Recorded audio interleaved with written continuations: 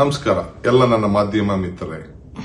ಇಂದು ಸಂಜೆ ಬಿಜೆಪಿ ಮುಖಂಡ ದೇವರಾಜೇಗೌಡರು ಅಪ್ಪಟ ಸುಳ್ಳಿನ ಹೇಳಿಕೆಯನ್ನ ಪತ್ರಿಕಾಗೋಷ್ಠಿಯನ್ನ ನಡೆಸಿದ್ರು ಅಂತ ತಿಳಿತು.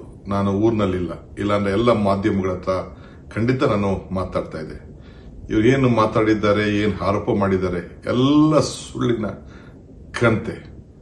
ಎಲ್ಲ ಅನೇಕ ವಿಚಾರಗಳನ್ನ, ಪೆನ್ಡ್ರೈವ್ ವಿಚಾರ ಇರ್ಬೋದು, ಬಿಜೆಪಿಯ ಆಂತರಿಕ ವಿಚಾರಗಳನ್ನ ನನ್ನ ಹತ್ರ ತಿಳಿಸ್ತೀನಿ ಅಂತ ಹೇಳಿ ಪ್ರಯತ್ನವನ್ನ ಮಾಡಿದ್ರು. ಆದರೆ ನನಗೆ ಸಮಯ ಸಿಕ್ಕಲಿಲ್ಲ. ನಾನು ನಾಳೆ ಬರ್ತೇನೆ ಬೆಂಗಳೂರಿಗೆ. ಬಂದಾಗ ಅನೇಕ ವಿಚಾರಗಳನ್ನ ಏನೇನು ನನ್ನ ಹತ್ರ ಚರ್ಚೆ ಮಾಡಿದ್ದಾನೆ ಫೋನ್ನಲ್ಲಿ ಅಂತೇಳಿ ತಿಳಿಸ್ತೇನೆ. ಆದರೆ ನನಗೂ ಆತನಿಗೂ ಯಾವ ತರದ ಸಂಬಂಧನೂ ಇಲ್ಲ. ಅವನು ಏನು ಮಾತಾಡಿದ್ದಾನೆ ಎಲ್ಲ ಕೂಡ ಸತ್ಯಕ್ಕೆ ದೂರ ಆದಂತಹ ವಿಚಾರ ಅಂತ ಹೇಳಲಿಕ್ಕೆ ನಾನು ಬಯಸ್ತೇನೆ. ಬಿಜೆಪಿಯವರು ಮತ್ತು ಜೆಡಿಎಸ್ ಅವರು ದೊಡ್ಡ ರಾಜಕೀಯ ಷಡ್ಯಂತ್ರವನ್ನ ಇವತ್ತು ಮಾಡ್ತಾ ಇದ್ದಾರೆ.